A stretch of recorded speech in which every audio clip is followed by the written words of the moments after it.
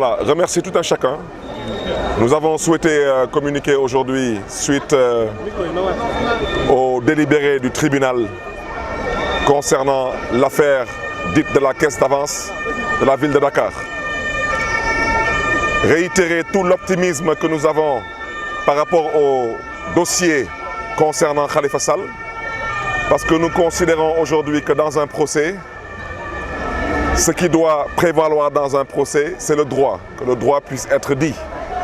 Et je pense que ce procès tant attendu, et qui n'avait pas sa raison d'être bien sûr, aura finalement lieu lundi.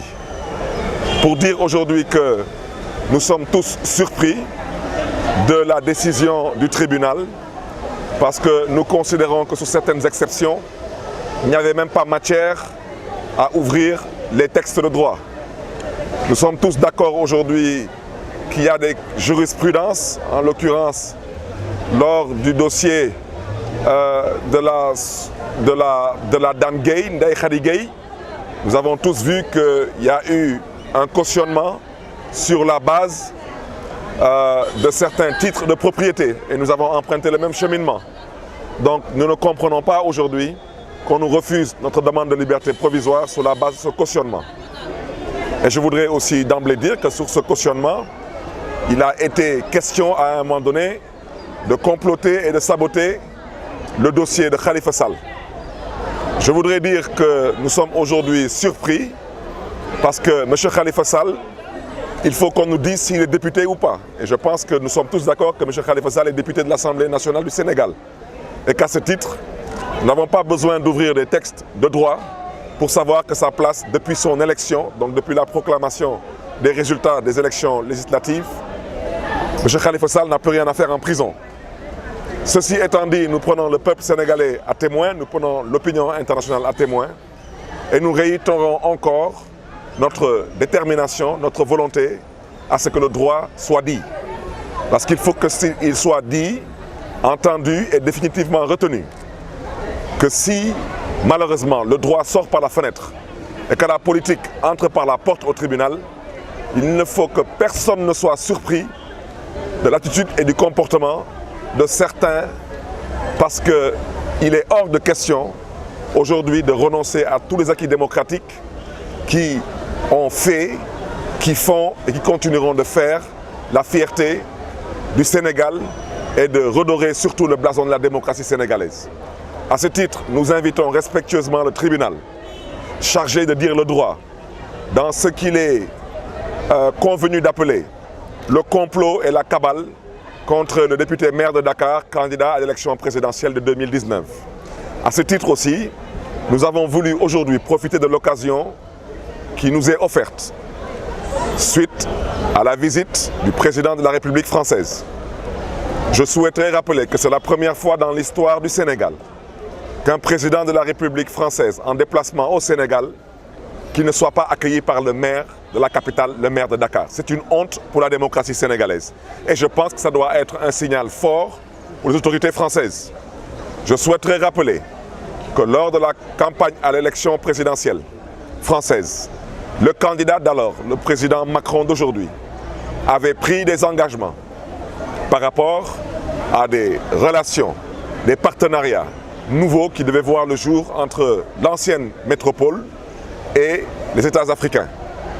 Je voudrais à ce titre rappeler que le président français, certes banquier d'affaires de formation, aujourd'hui en visite officielle au Sénégal pour signer des partenariats économiques, nouer des relations d'affaires avec certains pays africains, particulièrement le nôtre, je souhaiterais dire au gouvernement français qu'il ne saurait prospérer de partenariats ou bien de relations dans un environnement instable, dans un environnement de tous les dangers. À ce titre, inviter le gouvernement français, je rappelle que nous ne sommes pas là pour pleurnicher quoi que ce soit à qui que ce soit, inviter le gouvernement français et toutes les ONG françaises qui ont pour objectif de veiller à la sauvegarde d'acquis démocratiques, d'avancées démocratiques entre autres, à bien vouloir inviter particulièrement le président Macky Sall à revenir à la raison.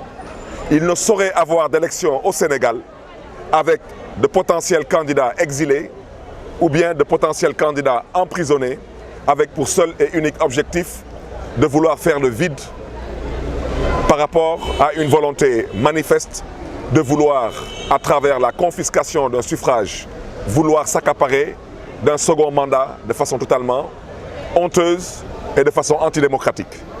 À ce titre, nous profitons de cette occasion pour inviter toutes les populations dakaroises à se mobiliser ce lundi au tribunal. Au-delà de la modeste personne du député maire Khalifa Sall, de venir pour la sauvegarde de la démocratie, la sauvegarde des acquis démocratiques surtout, mais surtout pour que le Sénégal continue à être une démocratie porteuse d'avenir. C'est très important, surtout pour la postérité. Et dire aujourd'hui qu'il n'a plus besoin d'être prouvé que nous sommes dans le cadre d'un complot politique. Je vous donnerai quelques exemples. La ville de Dakar prend une délibération, se constitue partie civile. Cette délibération, vous la savez, tout le monde le sait, nous sommes dans le cadre de la libre administration des collectivités locales. Eh bien, quand le préfet de Dakar se permet d'inviter la ville de Dakar à une seconde lecture, je rappelle que l'agent judiciaire de l'État n'est pas ampliataire de cette lettre. Comment est-ce que cette lettre s'est retrouvée entre les mains de l'agence judiciaire de l'État?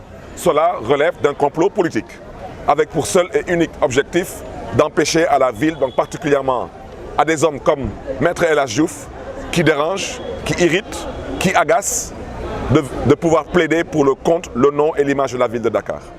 Vous avez tous suivi ce qui s'est passé avec le dossier de cautionnement du maire de Dakar, qui a été confisqué. Et je pense qu'il a fallu que Maître François Sarr menace le procureur de la République de poursuite concernant un déni de justice pour que le procureur veuille bien daigner avoir la courtoisie de remettre ce qui ne lui appartient pas au juge en charge de vider le dossier de la caisse d'avance de la ville de Dakar.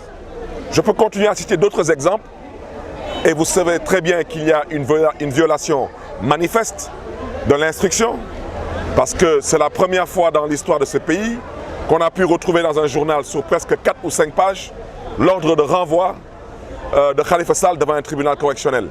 Et suivez mon regard, ce sont malheureusement les mêmes organes de presse et je profite de cette occasion pour présenter mes excuses aux journalistes que vous êtes, mais ceux à qui je m'adresse se connaissent très bien, ce sont ces patrons de presse qui ne se suffisent pas de vivre de leur organe de presse, mais qui ont choisi d'être les émargeurs hors pair mensuellement à la présidence de la République. Ils se connaissent très bien et personne ici ne le démentira. Et je souhaiterais vraiment terminer mon propos par inviter aujourd'hui les partenaires au développement du Sénégal à bien vouloir s'impliquer avant qu'il ne soit trop tard. Parce que je le dis, je le répète avec force, il y a des choses que nous n'accepterons pas. Et je pense que l'histoire de ce pays peut le prouver, au besoin. Et j'invite respectueusement, amicalement, le président Emmanuel Macron à bien réfléchir à ses propos de campagne, mais surtout à bien réfléchir à ce que nous disons. Nous ne pensons pas qu'il puisse avoir de partenariat ou de relations durables, particulièrement sur le plan économique, si le Sénégal aujourd'hui n'est pas aidé à retrouver sa lucidité, sa sérénité, sa dignité. Et à ce titre, je vous remercie de votre aimable attention.